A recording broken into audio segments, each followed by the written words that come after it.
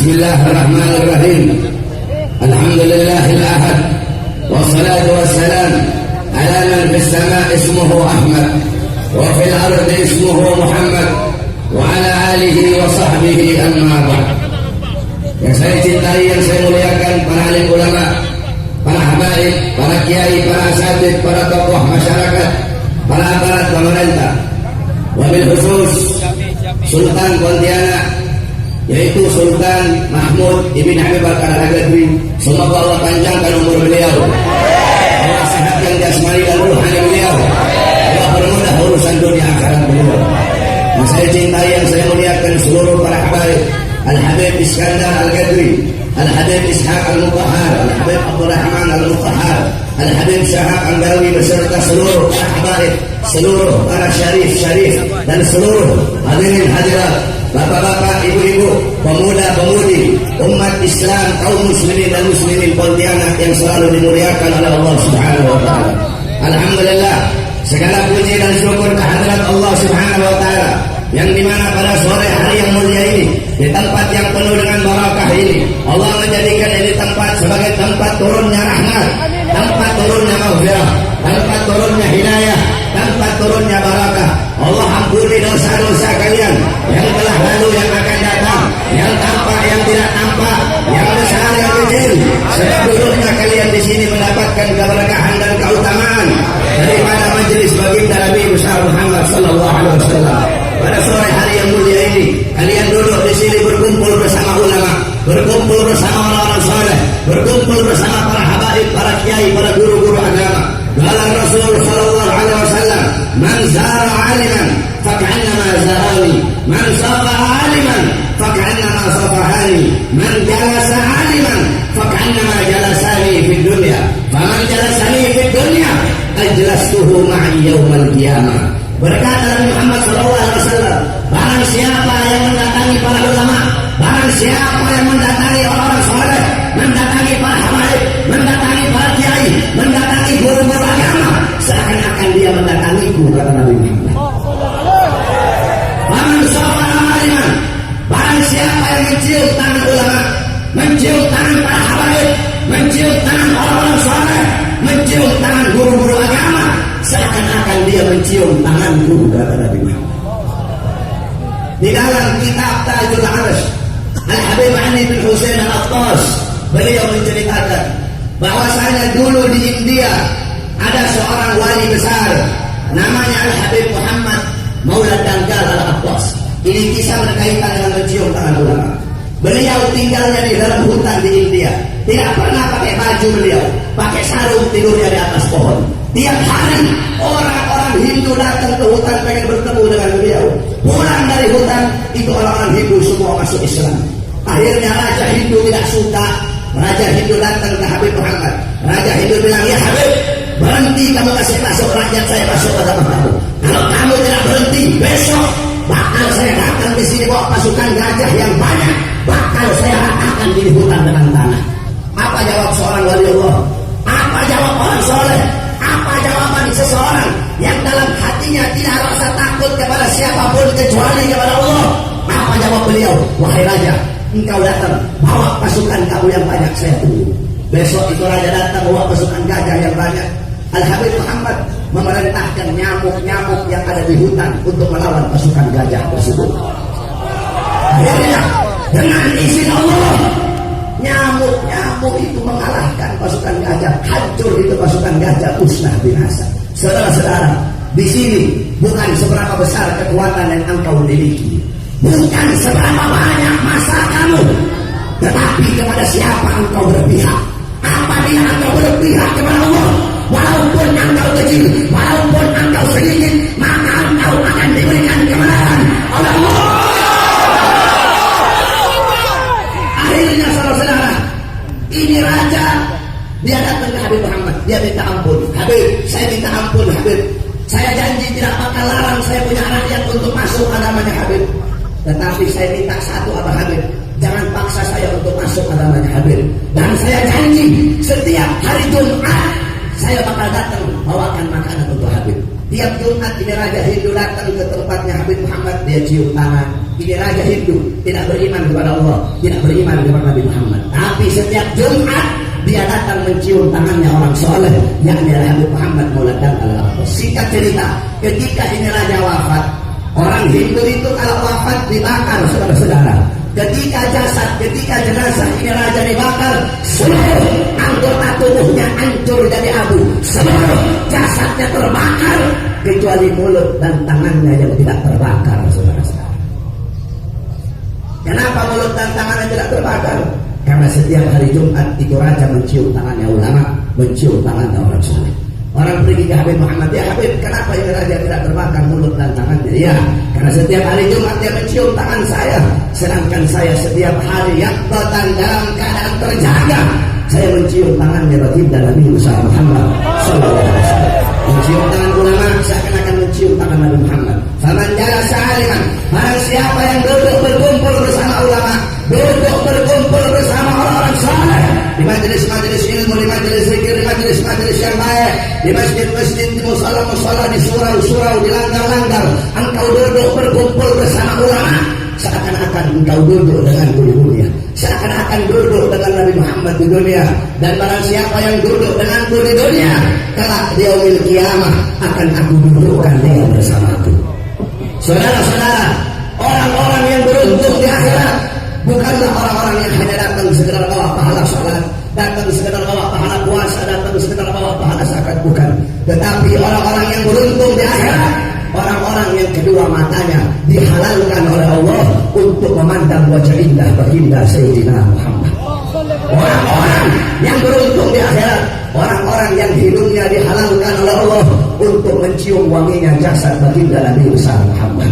Kelak di akhirat, saya dan kalian kita tidak bisa berkumpul dengan Nabi, tidak bisa memandang wajah Nabi, tidak bisa mencium jasadnya Nabi kalau di dunia kita jauh dari para ulama. Kenapa? Karena kadar kedekatan kamu dengan Nabi di akhirat, jarak jauh atau dekatnya kamu dengan Nabi di akhirat, itu menurut jarak jauh dekatnya kamu di dunia dari para ulama.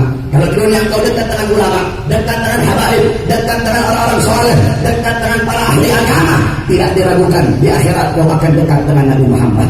Tapi kalau di dunia engkau jauh dari ulama, jauh dari habaib, jauh dari para syarif, jauh dari para kiai, jauh dari para guru-guru agama, tidak diragukan di akhirat kau pun akan jauh dari Nabi Muhammad. Kenapa? Karena majelis-majelis seperti ini, inilah warisan Nabi Muhammad. Nabi tidak mewarisi harta, tidak mewarisi pangkat, tidak mewarisi jabatan, tidak mewarisi tah, tidak mewarisi kekuasaan. Warisannya Nabi ilmu, amal, akhlak, wara, khauf, ikhlas, sabar, taqwa, istiqamah, zuhud, ibadah, qanaah, khauf, khasyah, raja. Ini warisan Nabi Muhammad SAW yang dibawa oleh para ulama, yang dibawa oleh para penyambung lidah baginda Nabi besar Muhammad. Oleh karena itu saudara-saudara, cintai beliau-beliau, cintai beliau-beliau, ikuti beliau-beliau, jadikan beliau sebagai uswah kamu, sebagai qudwah kamu, teladan kamu, pedoman kamu dalam kehidupan kamu sehari-hari. Al-Habib Ali bin Muhammad Al-Habsyi radhiyallahu anhu, beliau berkata, fasah fima sa'u wasyrab ma'al gaum ma'hum ala yahbuk rabbak mithla ma barhabahum. Kata Habib Ali, ikutilah beliau orang-orang soleh, ikutilah beliau para ulama, ambil amalan-amalan mereka, ikuti amalan-amalan para ulama. Walaupun saya dan kalian kita tidak bisa sepenuhnya mengikuti amalan para salaf, bagaimana mungkin kita bisa mengikuti amalan beliau-beliau? Al-Imam Muqaddam Tsani Habib Abdurrahman Segaf di umur 7 tahun mengkhatamkan Al-Quran dalam 1 rakaat salatnya. Bisa kamu ikuti? Beliau la yanama la lailan wa la naharan 33 sana, 33 tahun beliau tidak tidur, tidak siang hari, tidak malam hari. Ditanya, ya Imam, kenapa engkau tidak tidur? Bagaimana saya bisa tidur? Melihat ke kanan surga, melihat ke kiri neraka, dalam riwayat melihat ke atas arasy Allah Subhanahu wa taala. Bisa engkau ikuti? Al-Habib Syekh Abu Bakar bin Salim Fakhrul Wujud 40 tahun salat subuh dengan wudu isya. Bisa kau ikuti? Al-Imam Muhammad Maulana Dawilah 15 tahun salat subuh dengan wudu isya. Al-Habib Muhammad bin Ali Maula Aidid bainal maghrib wal isya yaqra 3,000 marrah min suratil Ikhlas. Habib Muhammad bin Ali Maula Aidid antara waktu maghrib dan isya beliau habiskan untuk membaca surat Al-Ikhlas 3.000 kali. Bisa kau ikuti? Al-Habib Abdullah bin Husain bin Tahir setiap hari membaca la ilaha illallah 25.000 ribu kali. Ya Allah 25.000 kali. Salawat kepada Nabi Muhammad 25.000 kali. Al-Imam Al-Habib Abu Bakar Ibn Abdullah Al-Attas 1 kali duduk membaca Yasin 90.000 kali. Bisa engkau ikuti. Itu amalan mereka. Al-Imam Al-Qutb Al-Imam Al-Habib Abdullah bin Alwi Al-Haddad sahibur ratib di umur 3 tahun kena penyakit cacar menyebabkan kedua mata beliau buta. Tetapi cacar buta beliau tidak menghalangi beliau untuk menuntut ilmunya Allah. Sehingga ketika di umur 7 tahun beliau menghafal Al-Quran. Di umur 9 tahun hafal kutubus sittah, Bukhari, Muslim, Sunan Abi Daud, Tirmidzi, Ibnu Majah, Nasa'i. Di umur 11 tahun beliau hafal kitab-kitab Imam Ghazali, Ihya Ulumuddin, Niyarul Ilm, Hidayatul Hidayah, Minhajul Abidin dan lain-lainnya. Itu keadaan beliau. Kita tidak bisa ikuti sepenuhnya amalan mereka. Gaddaman ala gaddamin, selangkah demi selangkah, sejengkal demi sejengkal kita ikuti amalan beliau. Jangan kita mengikuti para ulama, maka Allah akan menganugerahkan kepada kamu apa-apa yang Allah anugerahkan kepada mereka. Ulama Allah kasih ilmu wahbi, kamu ikut mereka, kamu Allah kasih ilmu wahbi. Mereka Allah kasih ilmu laduni, kamu ikut mereka, kamu Allah kasih ilmu laduni. Mereka Allah kasih rahmat, kamu ikut mereka, kamu Allah kasih rahmat. Mereka Allah kasih keramat, kamu ikut mereka, kamu pun akan dikasih keramat oleh Allah Subhanahu wa taala. Satu contoh, kami punya guru di Sulawesi, guru tua, Al-Imam Al-Habib Idrus bin Salim Al-Jufri, pendiri Al-Khairat. Beliau itu punya satu murid namanya Amin. Ini Al-Khairat dari kayu, saudara-saudara. Itu di atas tempat santri di bawah. Ini Habib Idrus, kantornya di bawah. Kalau Habib Idrus panggil, ya Amin. Ini Amin dia nggak mau turun lewat tangga. Dia loncat dari atas ke bawah. Nggak mau buat gurunya nunggu terlalu lama. Akhirnya satu waktu Habib Idrus tanya, ini Amin untuk nyebrang laut dakwah. Di tengah-tengah laut, Imam Habib Idrus jatuh. Ketika Imam Habib Idrus jatuh, ini Amin langsung dia loncat ke laut, dia ambil sorbannya Habib Idrus Imam. Dia naik lagi ke perahu. Ketika dia naik ke perahu, orang yang ada di perahu melotot lihat dia. Kenapa? Tidak ada satu detik pun basah dia punya baju. Ternyata dia jalan di atas laut, saudara-saudara. Kenapa Allah kasih dia keramat? Allah kasih dia keramat karena dia mengikuti orang-orang yang Allah anugerahkan keramat. Jangan kau jauh dari ulama. Jadikan beliau sebagai uswah kamu, qudwah kamu. Man tasyabbaha biqaumin fahuwa minhum.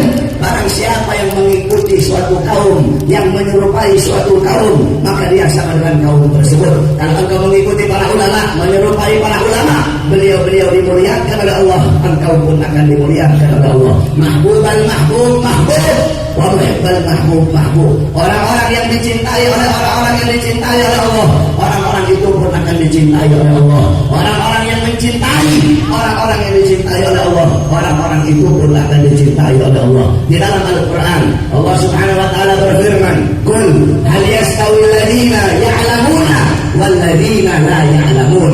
Wahai Muhammad, sampaikan kepada umat kamu. Wahai Muhammad, katakanlah, sampaikanlah, apakah sama orang-orang yang alim dengan orang-orang yang tidak alim? Apakah sama para ulama dengan orang-orang selain mereka? Apakah sama para ulama dengan golongan-golongan selain mereka? La yastawuna abada, la fid dunya wa la fil akhirah. Tidak akan pernah sama. Di dunia tidak sama, di akhirat tidak sama. Ulama duduknya ibadah, makannya ibadah, tidurnya ibadah. Mereka para ulama hatinya bersih dari dunia, bersih dari harta, bersih dari pangkat jabatan. Sedangkan kita yang bukan ulama, duduknya sia-sia, makannya sia-sia, tidurnya sia-sia, minumnya sia-sia. Hati kita penuh dengan kecintaan kepada harta, pangkat, jabatan, tahta dan kekuasaan. Jadi tidak sama, saudara-saudara. Ulama sama presiden nggak sama, ulama sama gubernur nggak sama, ulama sama pejabat tidak sama. Saya tanya sama kamu, ulama dengan pejabat sama atau tidak? Ulama sama gubernur Ornelis sama atau tidak? Ulama sama polisi sama atau tidak? Ulama sama tentara sama atau tidak? Tidak akan pernah sama, saudara-saudara. Jangankan ulama, yang usah ulama kejauhan, santri yang belajar salatul jamiah, yang belajar safinah, yang belajar jurumiyah, santri yang lagi menuntut ilmu, yang lagi belajar kitab-kitab, seorang santri masih lebih mulia, masih lebih agung daripada seorang presiden yang tidak tahu apa-apa. Jadi jangan kau samakan, ulama itu tidak sama. Mereka golongan-golongan yang mulia di sisi Allah. Allah memberikan kepada mereka 300 derajat. Di akhirat Allah kasih 300 derajat di antara orang-orang yang beriman yang lain. Madaina derajat ini masiratu samaniat. Yang dimana jarak antara satu derajat dengan derajat yang lain itu jaraknya 700 tahun perjalanan kaki. Jadi tidak akan pernah sama, saudara-saudara. Para ulama, orang-orang soleh dengan orang-orang kayak kita tidak akan pernah sama. Maka muliakan mereka, agungkan mereka. Wala Rasul akrimul ulama, fa'innahum indallahil qurana. Muliakan para ulama, agungkan para ulama, karena beliau adalah golongan yang mulia, golongan yang agung di sisi Allah Subhanahu wa ta'ala. Muliakan mereka, agungkan mereka. Maka dalam hadis Nabi Muhammad sallallahu alaihi wasallam, beliau berkata, "Kun aliman." Jadilah kalian orang-orang alim, jadilah kalian orang-orang yang mengerti ilmu agama. Saya nggak bisa jadi orang alim, nggak bisa jadi orang alim. Kun muta'alliman, jadilah kalian santri, jadilah kalian orang-orang yang menuntut ilmu agama. Saya udah tua, nggak bisa jadi santri, nggak bisa jadi santri. Kun mustami'an, jadilah kalian pendengar ilmu ulama, pendengar nasihat ulama, pendengar mutiara-mutiara hikmah yang keluar dari lidah ulama. Saya kerja pulang pagi, nggak punya waktu jadi pendengar. Kamu tidak bisa jadi pendengar. Pilihan terakhir bagi kamu berhibban, jadilah engkau pecinta. Itu pilihan terakhir bagi kamu. Tidak ada lagi pilihan setelah itu. Kalau dari orang alim, engkau tidak bisa. Jadi santri, engkau tidak bisa. Jadi pendengar, engkau tidak bisa. Jadi pecinta, engkau tidak bisa. Jangan engkau jadi golongan terakhir.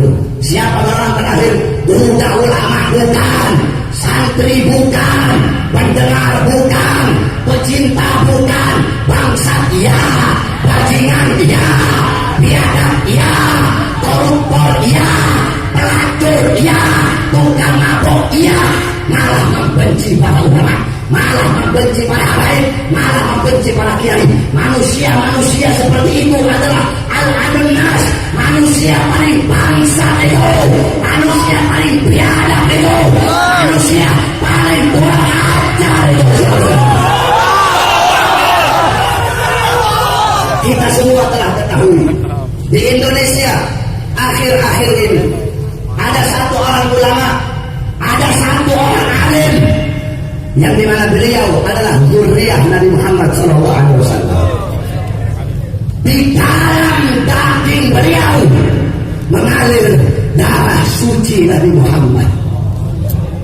Beliau adalah seorang habaib yang tidak ada tawar-menawar dengan beliau. Beliau tidak bisa disogok, beliau tidak bisa disuap. Yang hak beliau bilang hak, yang batil beliau bilang batil, yang benar beliau benarkan, yang salah beliau salahkan. Saudara, beliau berjalan di jalan kebenaran, beliau berjalan di jalan Al-Quran. Beliau adalah penyambung lidah datuk-datuknya. Beliau adalah penerima tongkat estafet perjuangan datuk-datuknya. Siapa beliau? Beliau adalah Habib Rizik bin Hussein bin Syihab. Yang dimana akhir-akhir ini kita semua tahu di media-media sosial, di media-media elektronik, musuh-musuh Allah, musuh-musuh agama, musuh-musuh bangsa, musuh-musuh negara, mereka bersatu, saudara-saudara. Para pendukung-pendukung Ahok, mereka orang-orang yang sakit hati karena Ahok divonis 2 tahun, sakit hati dendam mereka karena Ahok kalah di pilkada. Sekarang mereka semua bersatu untuk memusuhi Habib Rizik, bersatu untuk melawan Habib Rizik, mereka bersatu untuk mengancam Habib Rizik. Kalau mereka orang-orang kafir, kalau mereka musuh-musuh Allah, musuh-musuh agama, kalau mereka bersatu untuk melawan Habib Rizik, untuk memerangi Habib Rizik, kenapa kita umat Islam tidak bisa bersatu untuk membela kiai yang mati untuk kita? Coba kau lihat di mana-mana ada bikin pendukung Ahok, bikin bakar lilin di mana-mana. Di mana-mana itu bakar lilin. Ahok lagi ngepet itu. Di mana-mana bikin bakar lilin. Hampir di seluruh Indonesia.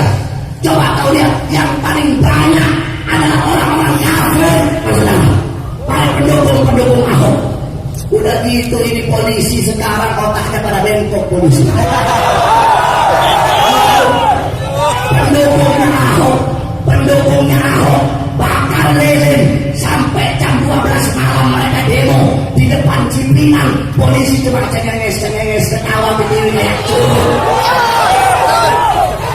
Saudara umat Islam, waktu 4.11, coba kalian lihat, waktu 4.11, ribuan habaib, ribuan kiai, ribuan ulama, jutaan santri, jutaan umat Islam demo lewat maghrib diberontak dengan senjata, lewat maghrib dihujani dengan gas air mata. Sedangkan pendukung Ahok mereka demo sampai jam 12 malam dibiarkan sama polisi. Polisi adil aulia, bangsa atau tidak? Polisi bangsa. Kalian selalu meneriakan keadilan. Kalian bilang, ini negara hukum. Dikit-dikit ngomong hukum. Ini negara hukum. Ini negara hukum ini. Dikit-dikit ngomong hukum. Apalagi si Tito itu. Tahu Tito?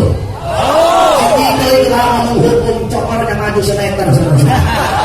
Ini negara hukum ini. Kalau ngomong hukum paling jago kalian. FPI jangan radikal. Ini negara hukum ini. Kalau ngomong hukum paling jago. Dikit-dikit ngomong hukum, tapi justru kalian mengkhianati dan menodai hukum itu sendiri. Tidak adil kalian. Umat Islam kalian perlakukan kayak binatang. Mungkin gara-gara umat Islam pakai putih-putih kali.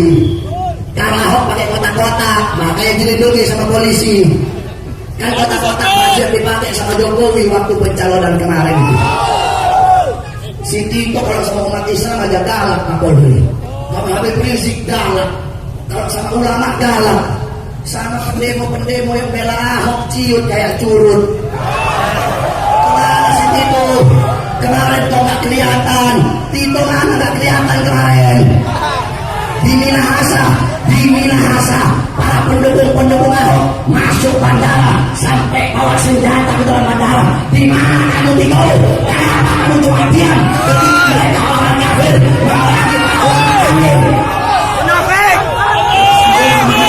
Kamu tak kelihatan Tito, hanya sembunyi di ketek Megawati. Kalau kata orang Pontianak, bunuh balik!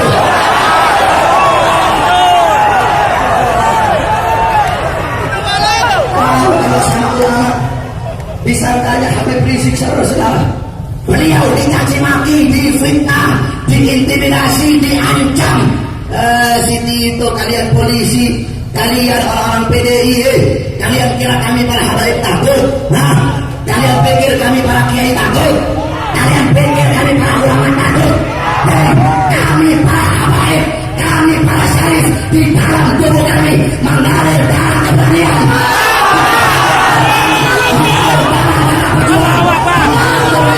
Mengalir darah datuk kami Nabi Muhammad sallallahu alaihi wasallam. Kami tidak akan mundur walaupun datuk kami sudah biasa dibunuh, kakek kami sudah biasa dibunuh, bapak kami sudah biasa dibunuh. Datuk kami Sayyidina Ali bin Abi Thalib difitnah, dicaci maki, di mimbar-mimbar, sampai beliau dibunuh, saudara-saudara. Kenapa beliau dibunuh?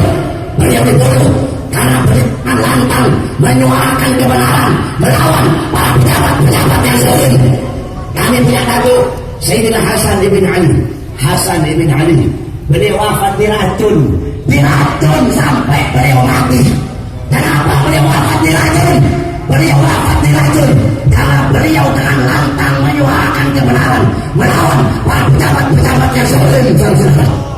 Kami punya datuk Sayyidina Husain ibn Ali, Husain ibn Fatimah bint Rasulullah, dipenggal kepalanya saudara-saudara. Terpisah kepala dari jasadnya. Anak-anak beliau dirantai kayak binatang. Kenapa beliau dibunuh? Beliau dibunuh karena beliau dengan lantang menyuarakan kebenaran melawan para pejabat-pejabat yang zalim. Ketahuilah saudara-saudara, darah beliau mengalir dalam tubuhnya Habib Rizik bin Syihab. Darah beliau mengalir dalam tubuh para habib dan syarif yang saat ini berada di hadapan kalian.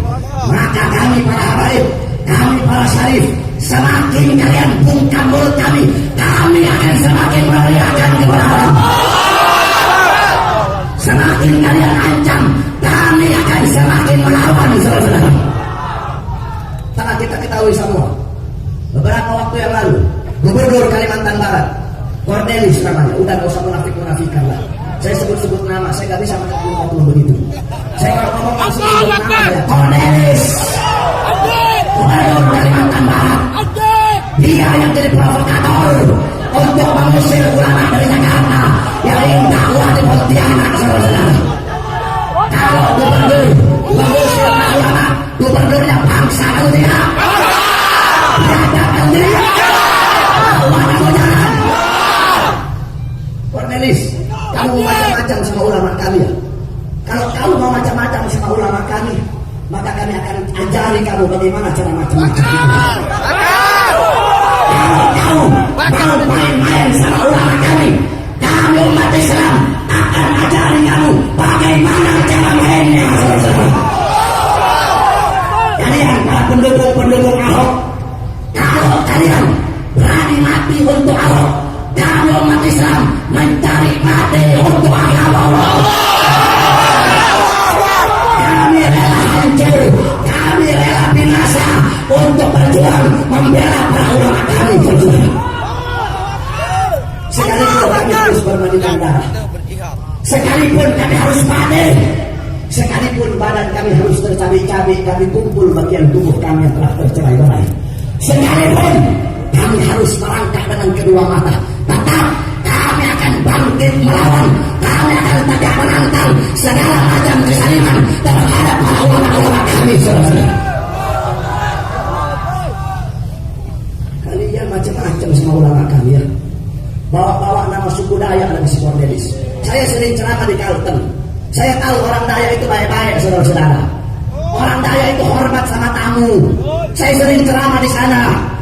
Ini Cornelis bawa-bawa nama suku Dayak untuk kepentingan politiknya, saudara.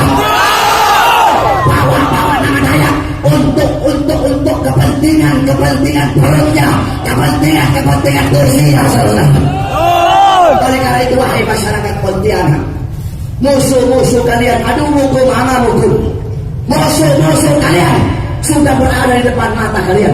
Mereka berani, mereka dengan terang-terangan mengucapkan kebencian, mengusir para ulama. Padahal Pontianak ini kota para habaib, saudara. Pontianak, kota yang dibangun oleh Sultan Abdurrahman, Sultan Al-Qadri. Pontianak telah dicuci dengan darah para syarif,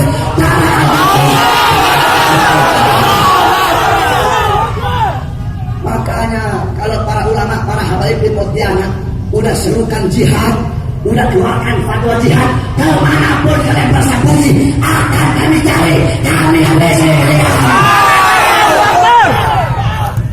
Jangan kau takut dengan ancaman siapapun, jangan kau takut. Sampaikan kepada mereka bersusah-susah.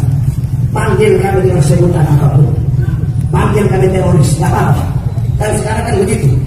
Kalau melawan Ahok dibilang teror. Kalau berjuang di jalan Allah, kalau membela agama Allah, kalau membela para ulama, kalian bilang teroris, saksikanlah kami adalah teroris.